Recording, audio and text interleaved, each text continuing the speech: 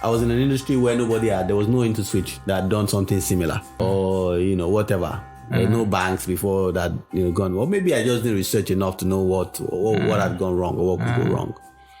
But we were attempting things that we needed way more capital than we had. It's the classical boiling the ocean. Choose your battles. Maybe we should have chosen 10 companies or 20 companies and focus squarely on them and giving them the product for free or cooperatives or something. My father told me life is not a bed of roses. You gotta put your way into the plow, do the work to smell the roses. This is Origins Africa podcast, where we explore the origin stories of people who have made and are making their dreams come true, asking the how, the what, the when, and the why. Let our heroes hold your hand, you are the answer, friend. I'm Oshaya, and on this episode, Abolore Salami shares his origin story and mission to help people create a financially secure future through Ribi, a fintech company. Walking freedom. Origins Africa.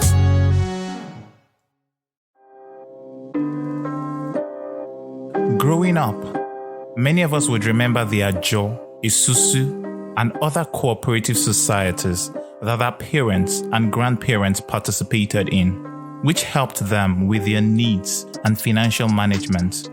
Those cooperatives still exist today, even at our workplaces. Both old and young, banked and unbanked, participate in cooperatives as they are based on the powerful idea that together, a group of people can achieve goals that none of them could achieve alone. But the processes of these cooperatives are largely manual with an informal structure. That's why they are often marred by a number of disadvantaging factors such as scam, embezzlement, and trust issues. Now, with the tech revolution, imagine a company trying to help automate the processes of cooperative societies towards building more millionaires in Nigeria and Africa. And you have a Ribi. Ribi is focused on helping Nigerians save, invest, and become millionaires. Today, Ribi has over 300,000 signups across Nigeria, including the North, with a target of 1.5 million signups. But before all that, did Salami as a young boy have any inkling that he'll be starting his own company? I mean, not necessarily start a company. Maybe I didn't even know it's a company, but I had a clear understanding pretty much towards the end of my secondary school days that I was going to be creating solutions, technically specific type of solutions. If that, how that became me running a company, it's a different story.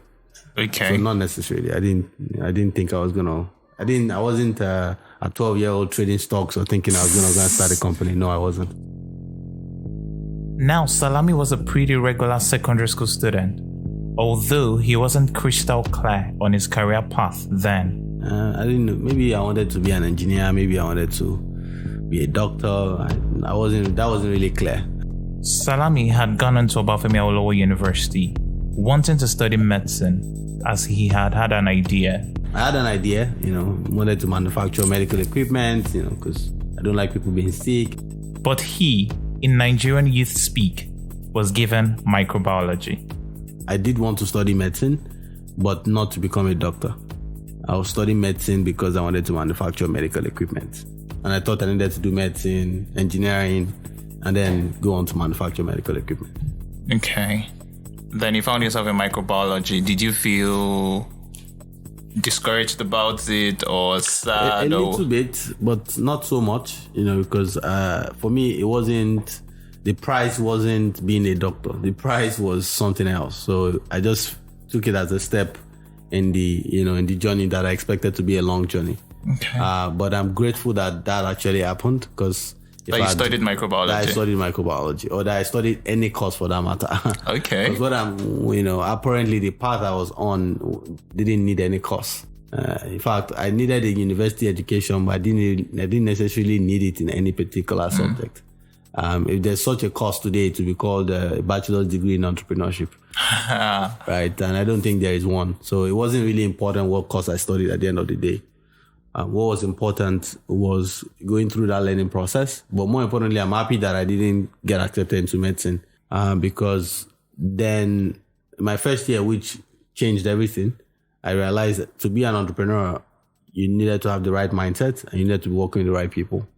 And that's not, for me, entrepreneurship is not running a business. Entrepreneurship is finding solutions to really important problems and seeing it through to the end with very limited resources in some cases. And that was, what happened in my first year. I got stuck on the clarity of what it is to be an entrepreneur. And that's what it's been ever since. If I'd gotten into medicine, I probably have wasted 7 years trying to, learn a subject I wouldn't really need. In 2004, while still in 100 level, Salami had a light bulb moment, or critical moment in the path to discovery, as he likes to call it, following which he became crystal clear on what he wanted to do. There was a program called Youth Entrepreneurship Program. This was 2004, run by a man called Abiodun Ajijola. And that's why things like this are very important. He ran that program, I think, for multiple years and allowed a lot of people to see into themselves where they want to go, who they want to be. Two things happened. Number one, I learned about entrepreneurship and how to be an entrepreneur, writing a business plan, drawing up financial models. Now I use Excel. Now I actually don't do it at all. I just sit with my team and we scope it out. But for 12, 15 years, I got into a clear mind as to, how to draw up financial models for pretty much anything you want to do. Because if a man wants to build a house, he must first sit and count the cost. Learned about writing business plans, thinking through the end-to-end of your plan, what you want to do. So that was the first step, that whole learning process. The second step was then, I think that was even the more important one. The technical skills you can learn, but seeing the vision of where you're going is even more important than the technical skills. And that happened in something very interesting, something, that is almost, I think is almost spiritual. So it was an exercise. You close your eyes for 1 minute and you try to connect with yourself. You're more like this yoga. Your subconscious. Kind of event, your subconscious. And where are you in a certain future date to kind of see that as your guiding light to where you really want to go in the future. Yeah, and that was those two things, I think, were my critical lighting bulb moments. So what did you see? I saw two things. First, I saw my family. I saw that I was married with kids. So family is very important. So those are the two sides of my coin. Okay. And second, I saw that this was 2004, it's 16, 17 years ago. I saw that I had my path as my professional path, my work life was that of not necessarily an entrepreneur, more like a business builder as opposed to a business owner. Okay. Yes, owning businesses, yes, but more supporting other entrepreneurs, working with other entrepreneurs, working with, the community, working with systems to build a prosperous community, a prosperous country. And so everything I do, apparently I see myself somehow tilting towards that direction. It's not just about me and what business I want to do, but how many people am I working with? How many businesses am I supporting? And this is what has pretty much been happening for me. And so you had this dream in your first year. Yeah, staying awake, doing the daydream, daydream, if you put it that way. Okay. I wasn't asleep, I was wide awake. Interesting. Yeah. Were you still able to focus on your microbiology degree after you had this clarity on what you were supposed to do, or I don't know? That's why I say that I graduated in my first year, as I like to put it. But really, no, I wasn't. I think that's the easy answer. I did still finish with a second class upper degree. Fair enough. CGPA was above 3.5. I can't remember what it was at the end of the day. Some semesters, I think 1 or 2 semesters I had below a 3 or maybe a 3. For most others, I had maybe a 4, close to a 4, or over a 4. But that was key for me because as a business person, return on investment was one of the key things you have to provide. And my dad was investing in me going to school. The return on investment he was asking for, the only one was a good certificate. So I needed to give him that. So it was a business transaction there on. So what were you spending the most of your time doing? Reading books. I had more business books than microbiology textbooks. Studying different things from accounting. I think the only thing that, the only textbook I never got to buy was cost accounting. It was too complex. Even in my MBA, cost accounting was one of those courses I didn't fantastically enjoy. It's very important, but yeah, so I had more business textbooks. I had one business textbook that was 5,000 pages or so, or 1,000 plus pages, if I'm not mistaken. It was pretty large, like a regular textbook times 3. I had all of that. I, of course, tried a couple of things. Transport. When Uber didn't exist, I tried to build out a transport network in my university. I didn't succeed. I tried to build a network of mobile toilets because toilet was shitty back in Ife. What else did I try? I tried a publication, literally a newspaper. Forgotten what it was called. Blueprint. Yeah, campus. Blueprint, something. Campus. I think that's what it was called. A blueprint, like designing future, designing blueprint, designing a blueprint for a house. So yeah, that was what I spent most of my time doing at the time, researching on, keke napep tricycles had just come into Nigeria at the time. I didn't really like them. I kind of preferred the mini buses, but they weren't as rampant as they are now. But I didn't like the fact that it was difficult to move around campus, Yeah, so that's what I spent most of my time doing. And of course, when exam time came, I became a very serious student. I attended most of my classes. At some time, I didn't even have notes. At the end of the semester, I just photocopy all the notes. That was it. Why do you think any of your ideas then didn't work? The transport, the mobile toilet? 2 things. I think 3 things. One, I'd say it's like planting a tree or planting anything. The conditions has to be right. Number one. If the conditions are not right, you have to create those conditions to be right. The second, and that's everything from capital to enabling environment to everything. The second, I'd say was perseverance. I'd say perseverance. Of course, I had other distractions. I was still a student. So you're unable to persevere? Correct. Okay. Sometimes it takes 3 years for this stuff to blossom, and this is 3 years of non-stop.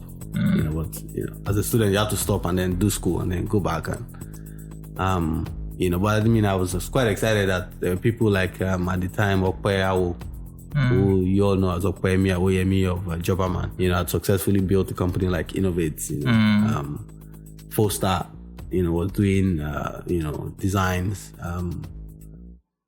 Pixels, were actually part of Abiodun's first class, Abiodun and Jela's first class. Oh, okay. And they built a really good campus photo business.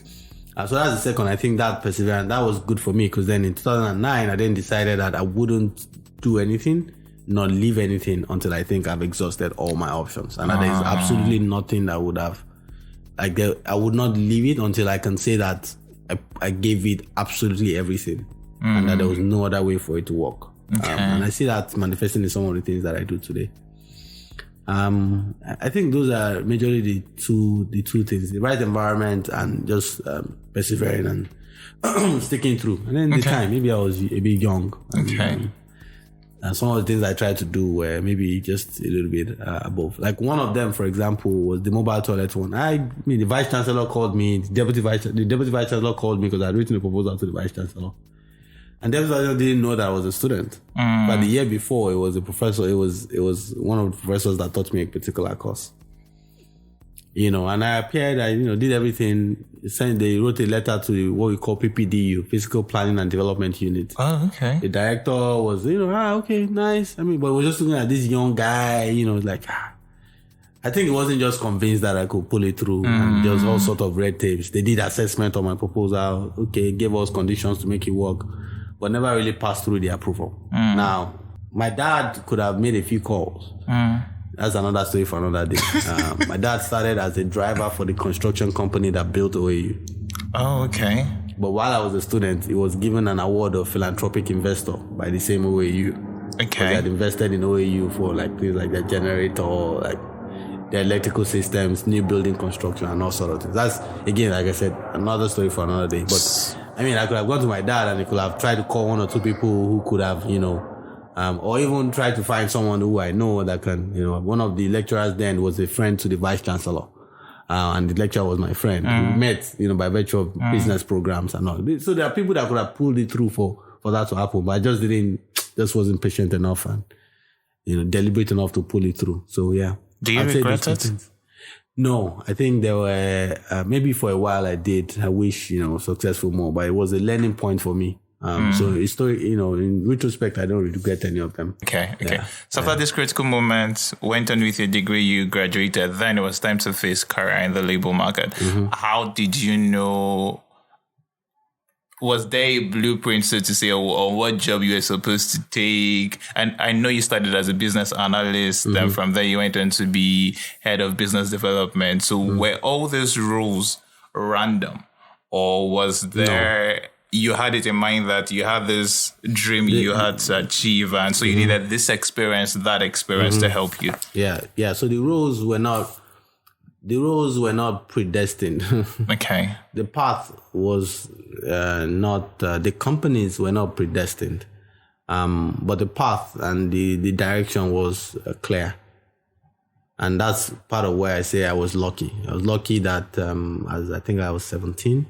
When it was clear what I wanted to do, 17, 18, I already knew, okay, this is where I'm going.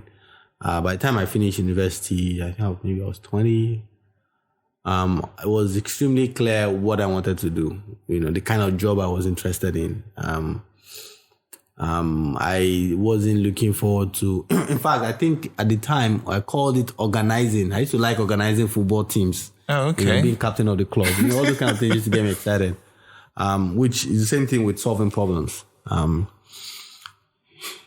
that was what I was going to do. Now I know I needed business skills. I needed a bit more technical skills, Microsoft Office. So I'd been working on all of that. Now I was lucky because I knew where I was going. Okay. I had that vision. I still have it. It's still very clear. I'm not deviating. It's remained the same since that day till today. But the part that had evolved at least for 10 years between 2005 and 2014, 15 is then fine tuning. Okay, so what are the activities I'm supposed to be doing and the ones that I'm not supposed to be doing? What are the things that I have to do so I can do the things I want to do? So of course, sales wasn't my thing. It was something I had to learn. I had to fall in love with. And now maybe I do it too much sometimes. But you have to do it because sales and making money is like preaching to a church. You don't preach in a church or whatever the church is called to do, there's really no church. So if you're not selling, you're not making money, you don't have a business. So what was the path? The path was, okay, I remember this very clearly. I'd graduated. I was in Abuja. At some reason, I just wanted to serve in Abuja. I, did the process to try to do that. I landed in Nasarawa, but I was in Abuja. And my elder brother was in Abuja at the time. My dad's firstborn. He's pretty old. In his 50s. Oh, okay. And then he came to town and we saw, and I was like, congrats, how's NYSC going, blah, blah, blah. Which of my friends works in a lab, or which of my friends owns it? No, this is my friend that owns this hospital. All sort of, maybe this company, the regular microbiology, work in a lab, whatever it is. Yeah, it's biotechnology, exciting roles, exciting businesses. But I was so emphatic. Like, it's not like I had one job somewhere, like nothing. I didn't really have anything. Like, those moments I think were very vital for me in helping me brace the uncertainty. I was so emphatically clear, and I'm sure he's happy and proud of that moment now. He thinks about it in retrospect, because I don't think I've ever gone back to the family and say, it's not working. No, I don't have a job. Or I've never submitted my CV for a job. One time, like I've always had several offers to work, just by virtue of the things I've been involved in very early. Okay. And I told him, I know that I'm actually not doing anything related to microbiology, that I'm not interested in any of that right now as a technical person. He's like, okay. That can't help me then. That he doesn't have any other way to think of everything. I say, you shouldn't worry, that I'll be fine. Okay. I'm fine. And I don't know, 14 years after or 12 years after, 13, and I'm fine. But the point there is that clarity of where I was going. I'm lucky that I had it. So all the things I did then worked at one of my jobs that I never referenced. Maybe I need to go and reference that thing on LinkedIn.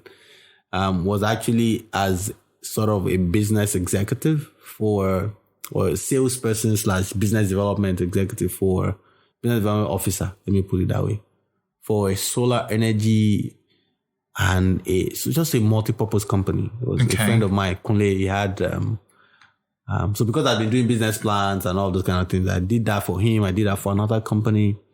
Another friend of mine, not friend, like someone I had met at the time through Diolu Akinyemi. Okay. Also in Abuja at the time. So I did that for about a year, 2 years, close. Then I did the analyst job at CUC Consulting because I wanted to get into consulting, understand. The consultants always seem like they have it figured out. So I was very interested in knowing what they were doing right. And I'm happy I did that. I did it for about a year. And trust me, that was as important as that first moment. Because the right structural thinking. Okay. That's the advantage that the consultants have that most other people don't have. There's a structural way of thinking about stuff that the consulting industry had built. And I'm happy that I spent that 1 year there. Then I did Del York and then VGG but I stuck through on the path of doing things that were related to learning how to run a business or learning how to take nothing and create something or learning how to look at a specific problem, however big it is, going to Mars, saving the planet and understanding how to go step by step to solving that problem. Or something as simple as setting up this recording, right? That sounds like project management, but not necessarily. So the understanding the step-by-step process of how to get that done was, I think, the most important thing I wanted to learn. And I'm happy I did that, working for almost over 10 years. Okay. Fast forward to 2012. You started on an idea to help cooperative groups and the individual members to save, to borrow, and to invest together. What inspired this dream? So I'll take the last part. I started with the thinking of how do people, I was actually working at the time at Del York and I was earning a decent amount, pretty decent. And this was almost when? 10 years ago. 2012. 10 years ago now. So it wasn't bad at all. I was living in Ikoyi, I didn't have a car, but I could afford most things, generator, air condition. You're a Lagos big boy. I was okay. Ikoyi was BQ though. It's part of my, wasn't like it was one bedroom, one living room, kitchen, toilet. Very nice self-contained apartment, which was part of my compensation package at the time. Thanks to my boss then, of course. But the key thing there was that I still couldn't picture going from that to being rich. So I was asking myself, how do people then get rich? Like, not the entrepreneurs. I was talking about employees. I could see how, I didn't doubt. I knew I was going to be rich. I'm going to be rich. And I'm still going to be rich. I'm not rich yet, in quotes, But that's not as important as, for me, how to help people create a financially secure future. For me, that's the definition of rich. If your money can last for more than one generation, then you're wealthy. Okay. That's kind of where I like to define it. Okay. But if it's just for yourself, you're rich. If it's not for yourself, you're leveraged. You're not rich. If your money can't last one lifetime, you're not yet rich. Okay. You're leveraged. So there are a lot of, Ikoyi big boys that they are hoping that they die before their debt catches up with them. Because if the debt catches up with them, they'll be poor. So those are leveraged rich people. They're not really rich. Okay. So leveraged, rich, wealthy. Interesting. Rich is an important point. From 0 to 1, 1 to 10. So I said, so how do people get to rich, like earning a salary? I couldn't picture it. So we then say, okay, how can we help? Maybe use technology to help people plan, save, invest. And then the photo was collaborate at the time. It was the book, The Richest Man in Babylon. Okay. That actually triggered that thought. I'm like, this is a problem. How do we solve it? I couldn't save, I never had, I was in that same, waiting for end of month kind of thing. And my problem wasn't how to get out of that. My problem is I can't be the only one having that problem. How has historically people gotten out of that problem? I said there must be at least a solution. And then my girlfriend in 2005 had bought me the physical book. For some reason, I had the audio. I remember the book, and I didn't really read it then. She read it, and we used to just talk about it. So I then listened to the audio. Now I've listened to that audio at least 15 times, beginning to end, the dramatized version of the book. And the core principle there is a part of all you earn is yours to keep. Can't be less than 10% for life. Interestingly, if you observe that principle, for the most part, you will become rich. But it was just the beginning. So you save. Then when you save, you invest. And when you invest, you don't. There are different pockets of savings. But your investment savings, your wealth account, what we like to call your wealth account. At the time, if I remember now, we had it. It's a savings type. Wealth. It was 2012. There was no fintech. Your wealth account is what makes you rich. So you have to deliberately create a type of account where the money in that account is not to be spent. It's to make you rich. That money must consistently grow. You invest that money, and you don't put it in a risky investment. Portfolio management, yes, but that money, you keep putting 10% minimum, and you keep reinvesting that money. It's when that money grows so large to the point where maybe you're not making enough income, you can then start spending from that money. We've tried to do different versions of it, like pension, but I've not really seen most people become exceedingly rich, especially in this time.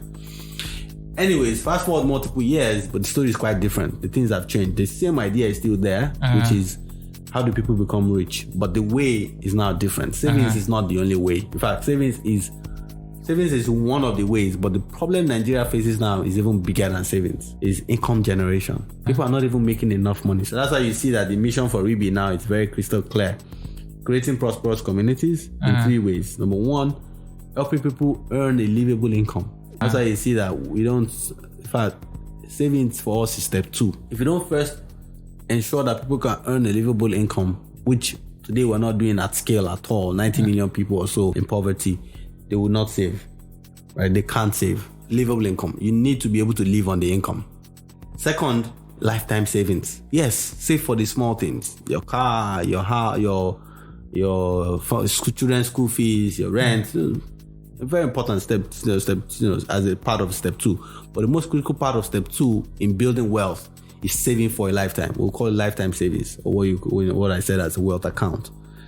And those 2 things are extremely important. When you get them right, and then we think that the only other third thing you need, that the world needs to ensure for our own view of it, is ensuring that people own their own homes. And I think this is what the developed economy has successfully done with single digits, extremely low, 2%, 3%, 5% in most cases, or lower, in mortgage interest rates, 30-year repayment period. If you are able to achieve these 3 things sustainably, people will be wealthy. People will be rich, even if they are not wealthy. And they'll be able to have a stable life, a very convenient life. So that became my mission, to say everybody will not become an entrepreneur. Everybody can't be an entrepreneur. It's not just the same way everybody cannot be a nuclear physicist. It's not, there's no need to try to fight it. Everybody shouldn't have to be, actually. Otherwise, the world is not going to be as beautiful as it's supposed to be. But it doesn't mean that everybody shouldn't have a stable, comfortable life. I think they're called Nordic countries. The certain European countries have achieved almost this level of everybody. There's a clear path for everybody to be rich and comfortable. Countries like Norway spending $35,000 thereabout public funds per citizen per year. You know what the average is for most African countries, or like Nigeria, Congo, less than $100. Wow. So imagine that gap. So that then became my mission, and I'm hoping that you can see 2012 to now, a long time. Fully launched in 2016, but we've been thinking about it deeply since then. So how did you start out? We tried multiple things. When we started 2013, we had not launched, we were just sort of testing various ideas. What could we do? We had created something called the RIBI Savers app, where you can set your wedding, you want to buy a car, but there was you couldn't debit anybody. We're not a bank. Getting a license was not even something that we could consider at the time. I was funding the business with my money. At the time, maybe I was earning $1,000 a month. What can that do? But then we couldn't debit people. So we were telling people to upload their bank statements so that we can see that they have saved for their goal. That, of course, didn't go anywhere. It was too cumbersome. And then maybe the learning from that is make the process. If the process cannot be as simple and as easy for the customer as possible, the product can scale. So that wasn't going to work. We've sure tried a couple of other things, and we now saw that, at the time, everybody was still struggling with regulation, especially fintech wasn't really that thing. The payment industry was still evolving. It wasn't until after Uber that card on file became a thing. And now made it possible for you to develop a savings app where people can then put money automatically from their card on a specific day. But we had now moved on before that happened. We moved on to say, okay, why not support cooperatives? So we had Plan, Save, Invest, Collaborate. And Collaborate seemed like easier. There was regulation for cooperatives. So we said, okay, let's go the route of cooperatives. And then we had a partner that built the software for cooperatives. I wish we were still partners that were no longer partners. We built our own product for that purpose. But that was what got us into cooperatives. It wasn't like we started out with cooperatives. Oh, okay. We said, okay, let's do cooperatives first, or groups who already have some level of legal authority to hold and control money, and let's use that to start what we're working on. And then finally in 2013 as well, one of our mentors, Professor Soji Adelaja, doing the GIB VGG Run incubation program, had said, hey, Salami, what you're thinking about has to do a lot with poor people. I didn't think it was a poor people problem, actually. I didn't think it was so much a poor people. I was thinking it was more a path to wealth. And he said, you need to work with a lot of organizations that want that same mission. So we had been looking out for them.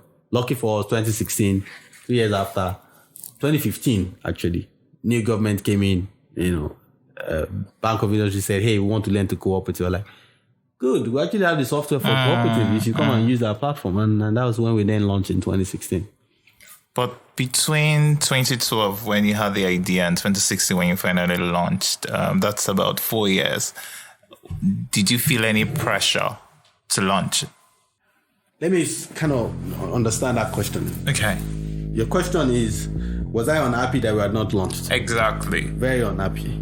Was there pressure to get it right quickly? Yes, you have something burning in your mind you wanted to do. But I'm happy that, there's never a right time. Or let me say, there's a right time, but there's never a perfect time.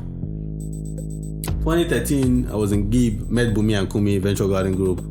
They're like, so they had a project in power sector. I'd written a proposal for the power sector, so I was sort of kind of beginning to understand the space, but never really had done anything major there. And they wanted someone to come and help with sort of babysitting the project to start. Okay. And I said, hey, sure, I'm interested. We haven't launched, so why not? Long story short, that became 3-4 years of me spending time in VGG, which was really good for me at the end of the day, for several other reasons. But yes, during all that period, I was just hoping and praying that we could launch, that we could get it right and eventually launch. So, there was a lot of pressure to launch. Were there moments when you thought that it wouldn't work? Even till now. Oh, okay. Yeah, you have to be, so the journey of an entrepreneur is you have to be willing to bear a certain level of uncertainty. And I'm happy for one of my friends, I've learned a couple of things from Laolu. When I wanted to start review, I went and asked him, what was the one of the things that you think, a few things I think I should watch out for. The one that he said that I know I stuck with is, end of month shall come and it shall be judgment day. That was key. And the second is, I think this he said, actually, it wasn't to me. It was said maybe in one of these events or something that we had attended together. I said something around, his greatest fear is, what if he's wrong? What if he's wrong and, he's selling this dream to everybody, employees, investors, and it never comes through. So yes, you need to recognize that is a possibility and you need to accept it. But it shouldn't deter you from pushing on, because that's how everything that's important was given birth to. At one time, all these bulbs, like 15 inside this room alone, didn't exist. It was candle. At one time, there was no candle, it was firewood. I was several times I thought that it would never happen.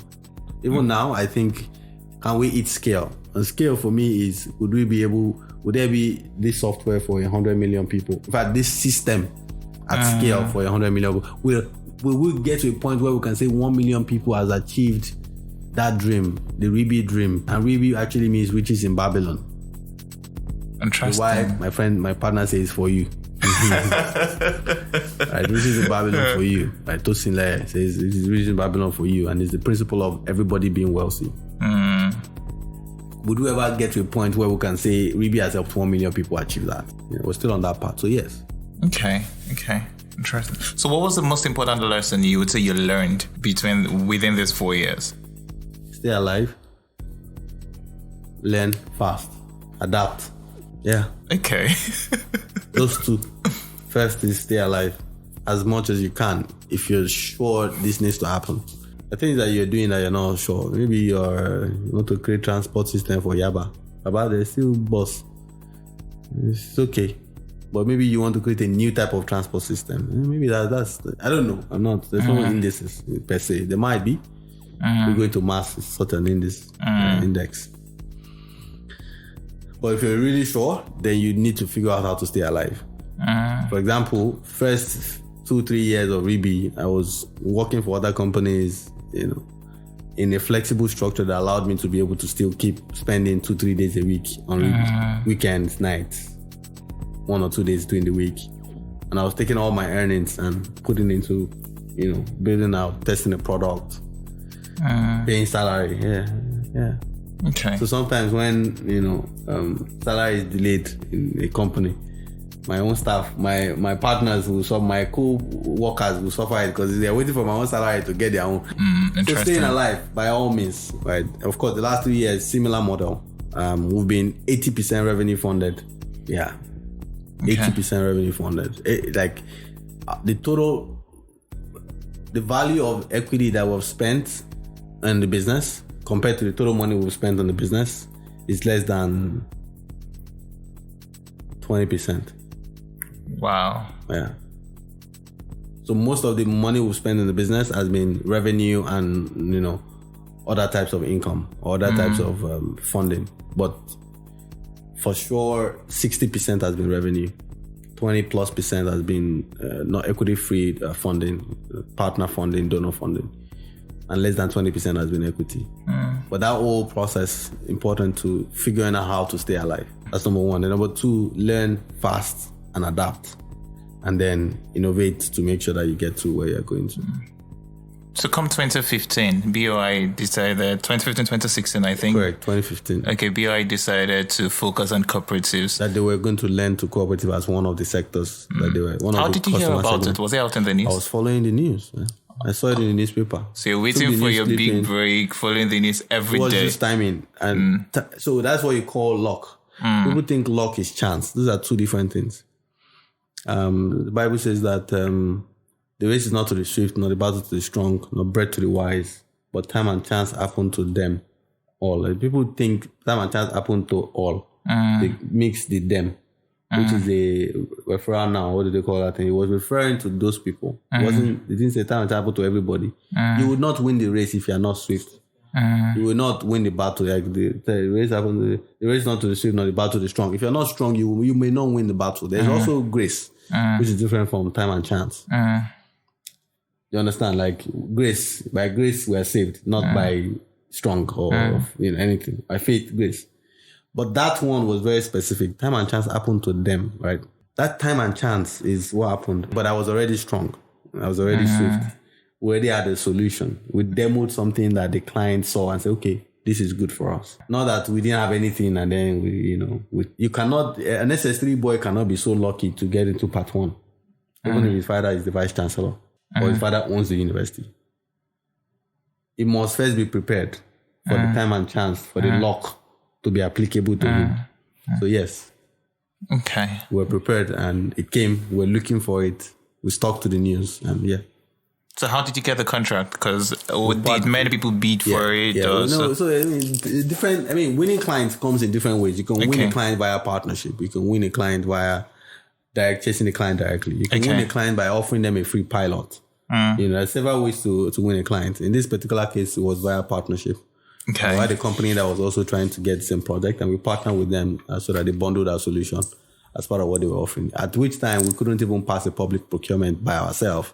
Because we're a 1-year-old company. Okay. Right. Okay. And you need 3 years audited financial records to be able to get a government project or a public sector project or a big company project. They usually would like that you have 3 years of audited records. So yeah, partnership. Okay. After maybe that's lesson number 3. Your network is as important as everything else. Network is the reason why Andela is successful. The only reason why they're successful. The most important reason why they're successful. The founders have a solid network of being able to get the right companies that want those talents. The developers are in Africa now. What stops you from building Andela? You think you cannot get 5,000 developers to sign up? You can't train them. No, now. But who will buy from you is the question. Who wants to take the developers that you have trained? It's not people that know and trust you. Yeah. So how do people build this network? That one is the work. That's the real work. It's just like saying, how do you become a professor with 100 research papers and publication? The same way everybody becomes a professor. Go into the school, get into the academia, take a doctorate degree, start writing papers, start attending and listening to other people, walk the walk, talk the talk, become it. Same way, you want to build a strong network. Understand how people build business networks. Okay. Position yourself right. Slave for the right people. But you're going to have to serve somebody. Serve somebody. Yeah. So, okay. It doesn't matter who you are. Even Jesus is God. It's only God that is God. Everybody else, plug in the right position and then move, build. After you launched, was it a smooth sale after that? No. Even now, it's not a smooth sale. It's never a smooth sale. Is it a smooth sale for Flutterwave? So they what just raised happened? $35 million. But they have OPay gone in. They have, PalmPay gone in. They have interest rates still alive and kicking. Just raised $200 million. So it's never a smooth sale for anybody. Even the banks that have, billions of dollars, most of them in capital. So it's not even a smooth sale for people that have the money. So no, it wasn't. It's not a smooth sale. So what have been the challenges, the struggles in building a fintech company? Talent, finding the right talent, crystal clear thinking. It's not that easy to come by. To have a crystal clear mind around what you want to do, how to solve the customer's problem, how to make sure that the customer is able to use the product. So that's number 2, crystal clear thinking. That's like getting it right. That's a big problem. Of course, everybody has to be at their best. Both the founding team, the founders, everybody in the business. And that's the place of talent. Capital is a big problem across the country. Macroeconomic conditions or market conditions, big problem. The customers' conditions as well. We're talking to customers that don't know how to use technology, that probably don't even want to use technology because of the market that we have, targeted, which makes it very difficult. But thankfully, we're already seeing the light at the end of the tunnel. We're seeing ourselves now tapping into fast-growing markets. We're seeing ourselves now working with customers that are in space of they're doing 1 transaction per week. How did you mitigate that? Mitigate what? What did you do to get your target users who are not familiar with technology? We have to innovate. So we have pretty much everything. We've explored everything. We've had the mind that we have to explore everything, but we're exploring everything. USSD, NFC, passbook, booklet, sheet of paper for some people. Some people literally use sheet of paper, and the agent is the one that digitizes their transaction. Agent network, voice. You can't use the mobile phone. No worry, calling. There's somebody at the end of the phone that would, do the transaction on your behalf in some way. Yeah. Okay. So how did Ruby scale from 75 signups monthly to, I think we have about 40,000, over 40,000 signups now? That was a couple of things. I was still in that process. It's the right partnerships. I think that was helpful for us.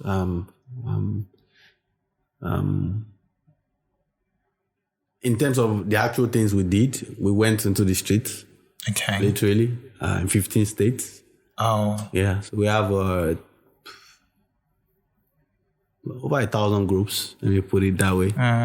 Well over 1,000 groups. Well over 200,000 people within those groups. So that's 200,000 customers that we can market to directly. And we want to grow that to 1.5 million as soon as possible. So it was agent networks, on-field partnerships, of course, quite a bit of digital. Thankfully, we had people like Efina funded by DFID and Gates Foundation, also come in and say, hey, we're also interested in this segment of the market. We want to work with you to grow it, and willing to co-fund that process with us as well.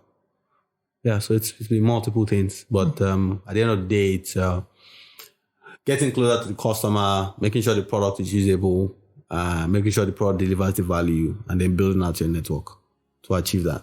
Your channels and your network to achieve it. What have been some of your mistakes? I think for me is you would make mistakes.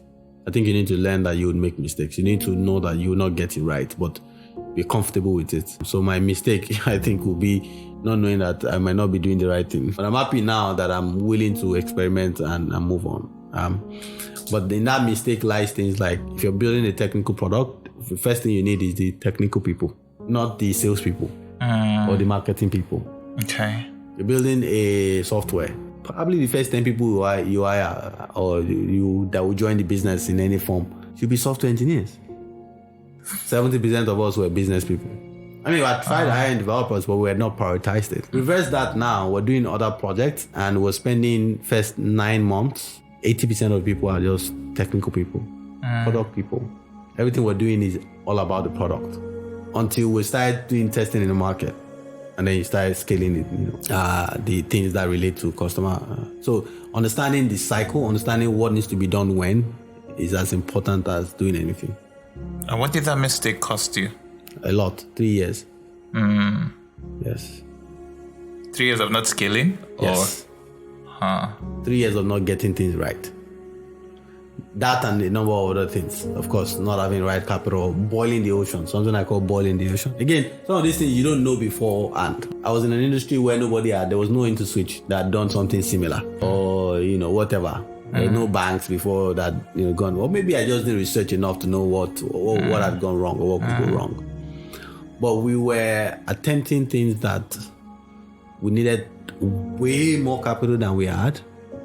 So it's like, it's a classical boiling the ocean. Choose your battles. Maybe we should have chosen 10 companies or 20 companies and focus squarely on them and giving them the product for free, or cooperatives or something, and not try to scale. Again, we try to scale at the wrong time. Oh, by the way, in all of this, our enterprise business was succeeding. Remember, clients like Bank Industry and several others who also needed our software. We got that one right. We got our pre-write. In fact, we survived because of that. Because we had companies who were paying us to use our software. Okay. Yeah. Literally. What risk would you say you took then? And in retrospect, you are now glad you did? So somebody said something, one of our investors, he said, hey, Salami, I know it's, it's kind of difficult, like, finally now leaving VGG, and then, fully just relying on your own income. And how do you know that it's actually the time is right, and all of those things. But don't worry, trust me, I've seen this before. You don't know what's coming.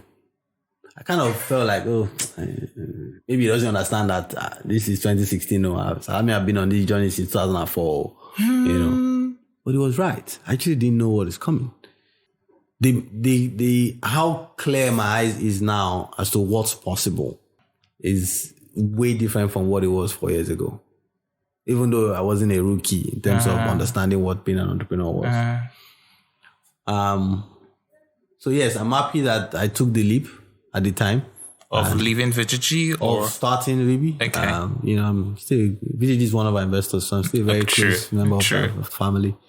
But I spent almost 4 years at VGG at the time. So I think I'd been a very good steward or servant, as it were.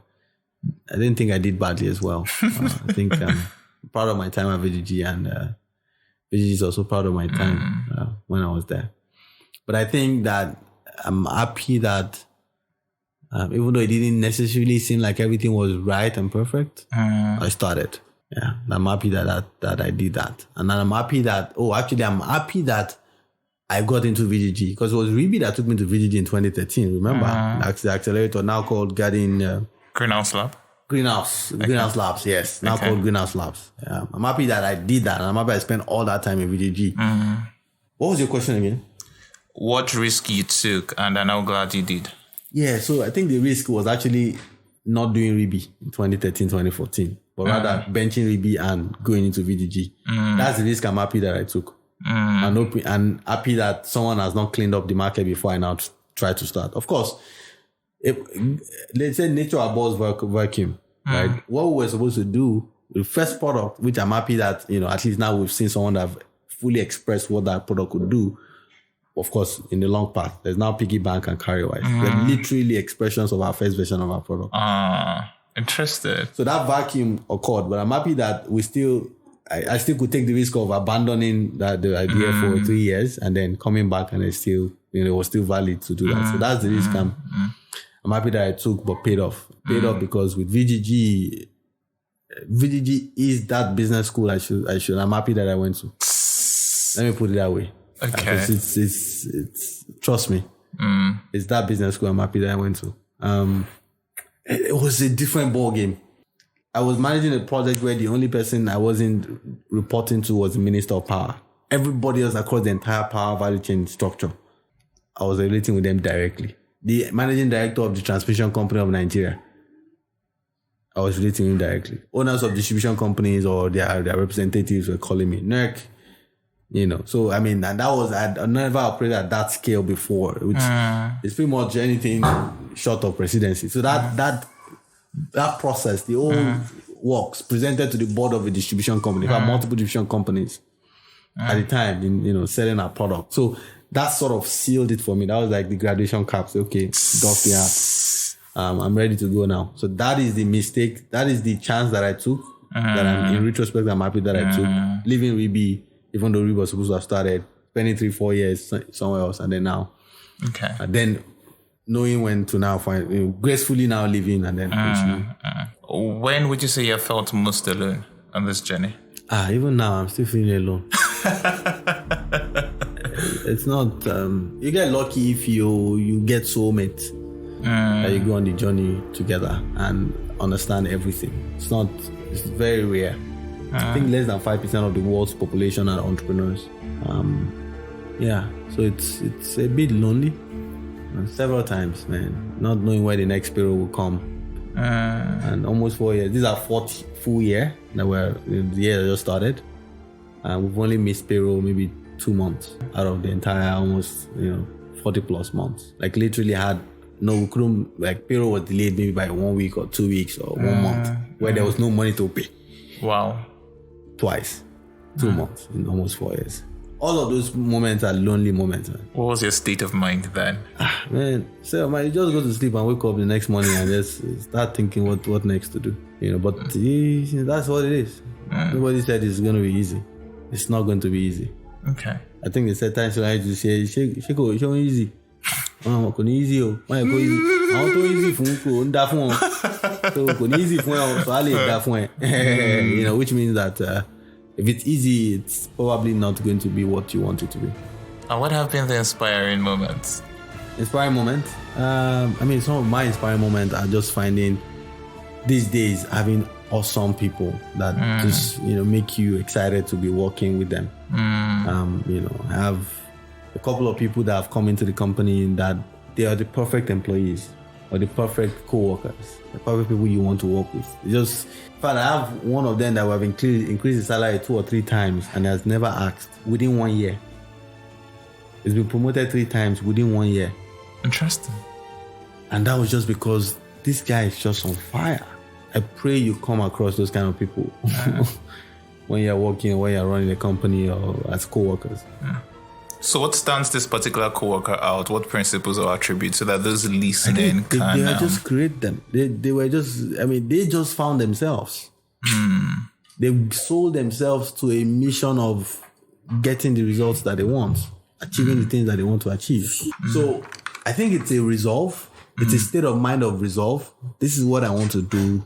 I'm going to learn how to do it. I'm going to push myself to the very edge and being the best in doing it. I'm not going to let anything get in my way. Which I'm happy that that's the kind of person I am. So it's an awakening one must have, a decision you must make. I don't know how else to explain it. It's Like saying you want to be a real pastor. You know, sometimes you are called, sometimes you call yourself.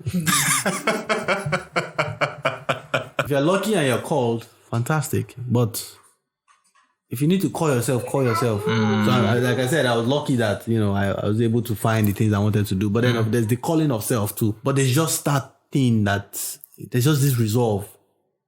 Rewind, 2004, 2003. I remember clearly I was standing in front of my room, on campus. I was living in, my dad had a building in Ife, so I was living out of campus in the property. There was no light. And I can remember clearly, I was just thinking about solar. And like, why is there no solar? My house, like I mentioned, my house runs on solar now. And this is 18 years after. So I can't remember the last time we didn't have light in my house for the last 18 months or so, like 247 power. And like, so I decided that mediocrity would be far from me because solar was already available. So there's no reason why Nigeria did not have power. Elon Musk does more engineering than the entire country. Elon Musk as a person, he inspires and solves more engineering problems, more fundamental problems than the whole Nigeria as a country. Supplying power, batteries and things at national grid levels. I heard he's installed battery capacity for some national grid, like 80, all sort of places. 2003, that was my decision point. Maybe that never came up. I just decided that anything mediocre, anything that sounds like the least expression of excellence, the least expression of grit, of push, of self, I will not be close to it. You will not find me there. I think everybody needs to get to that point in their life where they say, this is what I want to do and nothing is going to stop me. That's what is missing. A lot of people are too comfortable. You just want to take it easy. You know. Okay. Looking back, what sacrifices did you need to make to get to where you are today? Bro, now like abolisha kind of thing, like real sacrifices. Back in school, half of my income went to, I was supposed to be feeding and studying. That's all I was supposed to be doing. But less than half of my income went to that. So you can imagine how much I was starving. My dad does not do luxury. He's straight. Alawi. He didn't even buy me a computer. It was my Shell scholarship. But the money for my Shell scholarship, I used to say, I studied microbiology. What do you use computer to do? Are you in computer science? So you can imagine. So it was from my money that I paid for things like YEP. From my shopping money. Maybe at the time, I can't remember what. Maybe say 10,000. YEP will come and say 5,000. Take and give 5,000. But you still have to enter transport. You still have to feed. You still have to pay for print material, handout in class. So the suffering was not on this, it was out of this world. Buy printer, buy ink, buy paper, print proposal, print business books. No, trust me. It was self-inflicted, but it wasn't because I didn't have, my dad would give you all the money. If I needed him to be buying food stuff self, instead of giving me money and making sure I have food, whatever I needed to convince you, will have done. But that wasn't the model. I preferred the cash because I was using it for other things. But it was suffering, man. It wasn't small suffering. Okay. But of course, intellectual, I'm not the only one. I had friends that suffered more than me. And the story is not the same for all of them, but I wish it was. Like one of my friends who was so good, was a botany student, but was so good, he was writing projects for computer sciences. Spent most of his time learning software development, the real Java kind of stuff. Like 98% pass in his certification exams. That boy suffer past me. He won't eat, he'll cook beans, he'll eat the same beans for 3 days. So yeah, you would go through that. But it's okay. Enjoy it while it lasted. For some reason, I don't know, but I was clear and I was confident that I knew where I was going. I'm sure there are people that can testify now to say, Salami was clear. Really understand. How it was going to happen wasn't really the thing. I knew it was going to happen. My sister is there and I say, I don't have money. Give me money. I say, what are you using your money to do? No. I say, but I know what I'm using my money to do. You don't believe me. We'll see. They have seen it now. They didn't understand. They didn't really understand. NYSC, I say, I don't have money. I say, Pops, you don't send me money. He say, I'm now federal government property. I should go ask federal government for money. Am I not working for federal government? I should not ask me for money. Suffering, serious suffering. You walk, Abuja now. Taxi expensive, so you give yourself brain instead of taking cab. You stop. And I was living in Games Village. I'll call my sister then. I mean, it's not her fault. It's not like she had so much money or my brother or anything. They didn't understand. And I started to explain to them that even if you say I'll pay you back, I'll pay you this money times 100 though. Like I had no doubt on how I was going to pay them back. I'm sure they see it now. But they didn't really understand it. So when people say, there's no job or I can't make money, I don't know how to, I just shake my head. I just shake my head because it's just too much. It's too much wealth. It's too much wealth waiting to be plucked. One company, two guys that I'm super excited about right now. Relief. They don't know this, so hopefully they hear this recording. The boys have just gone underground. What are they doing? They are refining palm oil in the east. They schooled abroad though. They are YC graduates, so they've gone to YC, Y Combinator and out. But they're doing the real stuff. Refining palm oil or something that mundane. That's what they're doing now. Because that's foresight. I can see where they are seeing the future that they can see. With plantation everywhere in the east. There's just so many things that you can do. Government have closed the border now. If you know what that means. Like they just... And sometimes it's a combination of intellect and grit. But you just need to position well. I wish people can understand certain things. Like right now, anybody that has brain should be working for a rice production company or a poultry and learn the business. I'm willing to suffer with people. Me. I'll give you 1 million naira. My own money. Hard-earned money. And it's not my first time doing it. I've been giving people money for businesses since 2007. This same scholarship I told you that I used to buy computer, I gave one of my friends. It was 200,000. I gave one of my friends like 100,000. I was trading stocks. The money didn't come back sharp, but it's okay. 2011, I gave another of my friend. I brought one of my other uncle. We invested $5,000. At the time, even several incubators in Nigeria were not investing any money. I was just a worker in another company. But one of my uncle, he wants to do SIM backup. He gave me $5,000. Today, he has one of the largest co-working space in Nigeria. And I own some shares in that business. 2011. I still do that today. I've given a friend to do restaurant business before. Giving him money. Hard-earned money, my salary, I'll give him. I do that today. And there's nothing that gives me more joy than that creation process. From nothing to something. And there's just so much. I had a book that I used to write business ideas in. I think I lost the book. But that's not what was important. What's important for me was, even then, something told me, said, you actually don't need to write these things anymore. You were born with them. So today, as I'm sitting here now, I can tell you 50 things I think people should be doing that will make them a lot of money. It's not get rich quick. It's not such a thing. But it's just too much. Too much. And what I'm excited about is that I can see myself proving those things multiple times. In the last 4 years, you guys only know Ribi. I've actually worked with 4 companies, supported 4 companies that I think would do extremely well. One of them today has gone on to now build a network of 4,000 shops in 6 months. Of course, the owner of the business is solid in that space. I only contributed my own little skill. But that will become one of the most important companies in the retail FMCG value chain in Nigeria in the next 5 years. So there's just too much to be done that people just need to be patient enough to go through the process. You have to pay the price. If you need to be an apprentice in another company where you're going to learn the rope, do it. Be willing to give it your all. Make your commitment. Sir, I'll be here for 3 years. I'll serve you as much as you want me to serve you. But this is what I want. I want to learn this. I want to learn that. Then don't now turn back and now start competing with that business directly. For example, if it's a regional business, go to another region. If it's an IP business, put your own IP in another area. There's still IP everywhere. Do you understand what I'm trying to say? But there's absolutely no reason on earth today.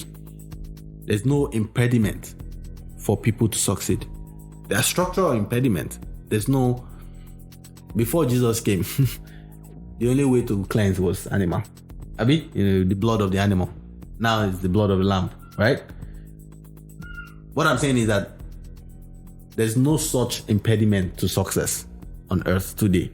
Not anymore. There are still structural impediments, like someone that has not heard the word, someone that has not, gone to a church or gone to a mosque will not become a Muslim or a Christian. Yes. But it's not because how to become does not exist. It's just because he hasn't encountered it. So think of that as a structural impediment, place and time, but not the existential potential of that thing occurring. There's no longer any existential problem to succeeding. It doesn't exist anymore. Information now is free, cheaper than a phone call. So what's the impediment? Nothing else. Nothing stopping you from succeeding. And what habits have you now developed daily that are helping you? I think the only thing that is critical for me is, habit is something else. The habit of folding I can't remember if I have gone to sleep in my clothes. The clothes I worn out in a long time, habitually. I can't remember. Again, people are different, or temperament. But aside that, these are habits that are consciously built. My wife still throws her clothes anyway. She wants, and I have to pick it up for her. But I can't do it. I have to fold it. I can hang it somewhere, but just throw it. The stress it creates to my brain, I've built myself into that place where it stresses me more mentally not to do it than it stresses me physically and mentally to momentarily quickly do it. So I'd rather momentarily quickly do it and suffer it once than perpetually for maybe 12 hours know that I had not done that thing. So those kind of habits are things I needed to do. I need to do doing them, not carrying things for so long in my mind. Trying to wake up, sleep, wake up, knowing when to pause. But no matter how bad the day before was, I wake up. And that one, I think grace comes in there. Building your mind is also extremely powerful. Getting your mind to that state of mind, state where you consciously, constantly want to just drive to the next phase, regardless of how bad the day before was. So you wake up and here we go again. Salami will be answering some life and other general questions shortly. Stay with us. I'm Oshaya, and you're listening to Origins Africa podcast. Hi there. Are you an entrepreneur, celebrity, innovator, executive, creator, religious leader, sportsman, or someone who's made and is making their dreams come true and would like to share it on Origins Africa podcast? Kindly send an email to originsafricapodcast@gmail.com or reach us via any of our social media platforms, Twitter, Instagram, and Facebook at OriginsAF. Your origin story matters. Let's inspire hope, one story at a time. If you like what you've listened to hitherto, click the subscribe button. For sponsorships, donations, and adverts, please send an email to originsafricapodcast@gmail.com. Also share your thoughts and feedback with us on social media pages, Twitter, Instagram, and Facebook at OriginsAF. Don't forget to follow us. Welcome back to Origins Africa podcast. I know looking back, you've ascribed or you have mentioned luck a number of times. But I'll not ask the question. So, would you ascribe your success to luck or hard work? It's both. So, everybody has a measure of luck. Like Warren Buffett will tell you, he's the luckiest man to have been born in the United States. He said he doesn't think that you have been as successful an investor as he was, if not for the environment that the United States has, You don't choose where you are born. So that's luck. There's still a measure of luck in everything. You didn't create any element. I don't know if anybody has successfully created any element. Maybe if oxygen is oxygen, you met it that way. Hydrogen is hydrogen. Water is H2O. All of that is luck. So there's a measure of luck in every success. But yes, so luck is constant. But again, remember, like I said, time and chance happen to them all. If you're not swift, you will not win the race, even when your time and chance comes. If you're not strong, you will not win the battle, even when truly it is your time and your chance. So you need to prepare. You need to work hard. You need to learn. You need to study. Show that self-approved. You have to do all of that. Okay. You had also given one advice a few months back where you had advised founders or aspiring founders to focus on the problem and not the solution. focus on the problem and not the Fall technology. in love with the problem. Yes, fall in love with the It's not problem. me that actually right? said it. I heard it from I don't know if you heard it from someone else. Nwoye. Interesting, Okay. crazy guy. But solid guy. So why is that distinction necessary? Because the problem is what is important, not the solution. In the problem lies the solution, not in the solution. The solution might change. Let me put it this way. The problem that Henry Ford solved was not the problem of a better us. The us was a solution to a problem. So he focused on the problem. And the problem was getting people from point A to point B in the most efficient way in the shortest amount of time. True. So he said, if you had asked people, what do you want? They would have told you a stronger, faster horse that lived longer. That was focusing on the solution. Solution. The horse is a solution. But the problem, the real problem that they wanted solved is not the problem of making their solution better. It's the problem of solving the original true problem, which is getting from point A to point B the fastest. It's in focusing on the problem and not the solution that first principle, I think is maybe first principle might help here. I need to go back and finish studying that thing. Tunji Elisho is the first person that kept disturbing me about first principle. Tunji Elisho is the managing partner for Good Capital, Okay. owned by CCOB. First principle is what allows an Elon Musk to come up with Hyperloop. I don't know if he came up with it, but to be focused on promoting problems like that. And now I think they're finally implementing the first commercial use of Hyperloop. It's a completely new form of transport that is faster than plane and safe enough. Vacuum travel. That's what focusing on the problem and not the solution gives you. When you focus on the problem, it allows you to think in the original mind. Allows you to go into thinking along first principles. First principles is like, first principle is the difference between clean energy and, clean renewable energy and something like coal. Because what we want is electricity. Electricity in itself is good. The source of electricity can be bad. But if you focus on just the solution that exists, you keep thinking maybe it's just to make the energy cleaner. No, it might be that you need to change the source of energy completely and go to the sun instead of to crude oil. So that's what, focusing on the problem. That's why focusing on the problem is better than focusing on the solution. Okay. So you keep thinking solution. How do I make this app better? Maybe they don't even need an app at all. But you only get to that point if you focus long enough on the problem itself and not that fancy solution that you are building. Okay. You also mentioned somewhere that's very important to not underestimate or overestimate your business, as both of them are extremely dangerous. So Yes. So what does it mean? Where did you get all this thing from? Research. Underestimating lets you sell yourself short in several ways. Like underestimating for me, if I before now, I mean, what I see for Ribi today, man, mind blowing. That wasn't what I was seeing in 2012. Right. So if I've underestimated myself, if there's anything like that, but I didn't overestimate, but I didn't underestimate too much. But I think it was still underestimated 5 years ago. So I'm saying there's no cap. Don't build yourself a cap. Don't say, this is where it stops. I want to build this app. That's the end. The Ribi vision can be a country. That it can get there if we push. There's nothing stopping us from buying an island and 5 million people go and live on the island and fully express what we're talking about. That's how not underestimate yourself can become so powerful. I'd never thought about it that way until maybe last year. What of overestimation? Now, overestimating yourself too early is... Bro, so you never even get product. You don't say your valuation at $2 million. Well done. No IP, no patents, no innovation, nothing. But your own idea, your idea, last one, just the thought of it in your head, $2 million in the bank. Well done, sir.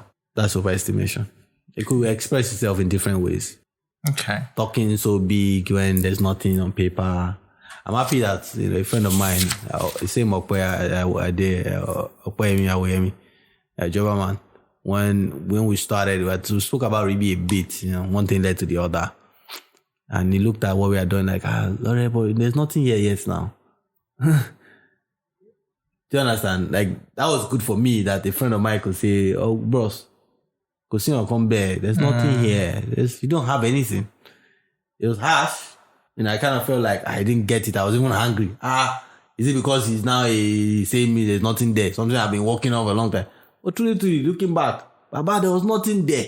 Maybe 2-3 pages of, app or 4 pages. Nothing there. But I thought there was something. That's also another example of overestimation. Interesting. So if you had to send a message to yourself 10 years ago, what would you tell the younger Salami? Learn faster, but keep going. You're on the path. That's all. That's all I'll tell him. Enjoy a bit more. Yeah. Don't worry, you'll be fine. Chill. Interested. Many people keep to be saying that. Like, I didn't go to parties. I don't, like, the first time I went to a party was, like, I really wanted to, my mantra then was party after party of what? What have I done in my life that I'm party? What have I used my life to do? I beg. First time I entered a club was 2016 or 2014 or 2015. It wasn't for lack of being able to do party. Even till now, I still suffer from that problem. I don't do birthdays. Like, it makes me uncomfortable. Being the center of attention. When people try to do birthdays for me, like, it's so bad that this year I had to beg my people and say, babe, now my wife had to plan something. I just had to, enjoy the day. That's how bad it was. So yes, I will have sent myself a message and say, chill. Enjoy the moment. Just a little. No, not the moment. That one I did. I enjoyed everything. Okay. I let that one. Live in the moment. That thing is so real. That's why I say I was lucky. If you guys don't understand what I mean by I'm lucky. I watched the right movies. I got the right inspiration. I listened to the right people. Of course, mistakes here and there. It wasn't like all perfect. One of those things I learned was living in the moment. I think it was this movie I saw at the time, Click. Oh, okay. I had this remote, Sanders or something. Adam Sanders. I like that guy. His movies make sense.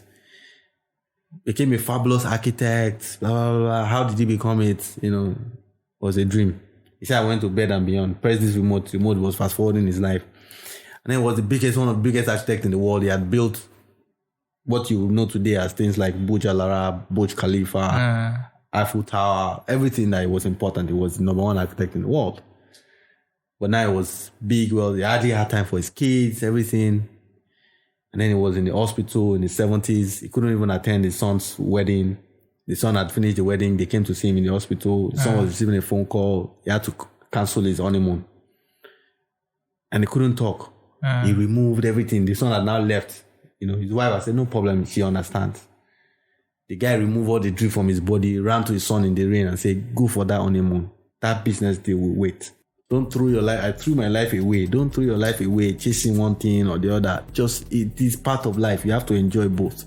So things like that. You're lucky when you're able to, So that, for example, fully absorbed me into the moment. When I was in university, I couldn't wait to leave. I couldn't wait to leave and be doing for example, what I've been doing pretty much for the last 10 plus years. Because I didn't want this distraction of school. That it was, for me, was a distraction, was a necessity. But I now learned to live in the moment. So that's why I say it's not living in the moment. I know how to live in the moment. The only problem is that the moment did not include enjoying. I can't remember the time. I can't remember any time recently that I've ever wished that I was younger or older. In fact, I wish to extend every year. I wish 1 year can be 3 years. I wish I could be 33 for 3 years, and then 34 for 3 years, and then 35 for 3 years. I'm not in a hurry to be 70. Either I want to be 22 all over again. I just want to be this each year. I want it to be longer. I don't want the year before, not the year after. I don't want the success before, the failure before, or the success to come. I want that a bit, but you want to aspire, but I am in every moment. And then this other movie, I've forgotten the movie. There are 2 other movies like that. One was about an athlete. Okay. All these acrobatic kind of athletes. He also taught being in the moment, like to excel in your sport. When Bolt is running, Usain Bolt is running, he's not thinking about his wife. He's not thinking about what he wants to do. No, nothing. The only thing in his head is that 100 meters. Everything else stripped away completely. it's almost as if is speed. Mm. That's being in the moment. When a musician, a pianist is playing that song, they almost feel like they are no longer a physical being. I think that kind of in the moment, yeah, you're that. They're like music notes themselves. Maybe Beethoven when he's composing, like that is being in the moment and enjoying the moment. And everybody needs You to. have to have that. You need to find that serenity. These are things I think some like Asians are trying to put into their culture, all these their yoga, all those things. Very spiritual, very important. But so that's what I mean by being I know how to be in the moment. Okay. The one I didn't know how to do was enjoy life. And no, of course, not enjoy it too much. What are your blind sides? The moments when you felt that. Okay, I am not so good at this thing. There are many things I'm not good at though, like managing people. Man, that's why I don't want to be CEO for long. It's a distraction. It's an unnecessary distraction for my objective because I'm not that good at it. So I don't want to do it for long. What I want to do is solve the problem. Okay. I don't have to be CEO to do that. The CEO executes the mandates of the company. What I want to be is CPO, Chief Problem Solver. I only care about the problem. I care about the people. In fact, part of Ruby's mission is for the people. But I only want to be involved in the nitty-gritties of that problem. And I don't think it's too selfish. It's selfish. There's nothing bad in me selfish. But I don't think it's too selfish a request, a desire. I don't know how, like there's certain things I don't know how. I just want to be fixated on designing the product, talking to the customer, and knowing how to get it out to them and for them to use it. That's all I don't want to do. I don't want to worry about training the talent, hiring the talent, compensating the talent, keeping everybody happy. Can someone else please do that? That's part of my blind side. I love people, by the way. I love people, especially people that work hard. I love hardworking people. So it's not the problem of not loving people. It's not a problem of emotional intelligence. So what are some of your best books of all time? I know you mentioned Richest Man of Babylon. Yeah, that's the only one I can think of. There are several other exciting books. But that one stands out. Or movies like In Pursuit of Happiness. Or like Blue Ocean. Or like Good to Great. Okay. So many fantastic books. And these are all fantastic books. But I think one of the things the world needs the most is the principle of the richest man in Babylon. Because that principle says, for example, if you have to throw 10 stones into a river, one every day, you literally have to go to the river one every day. If you can't get tired on the third day and throw the remaining 7. Do you understand? The world needs to go green now. We need to go green, bros. There's no argument.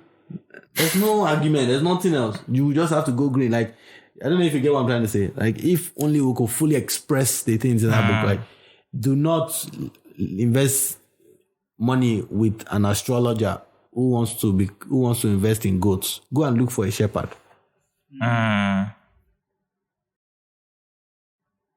Okay. Do you understand? So that's why I love the book. It's so, especially the dramatized version, it's so simple, so concise, and so powerful for life that I think, there's no one size fits all, but that's one of the most important books of all time.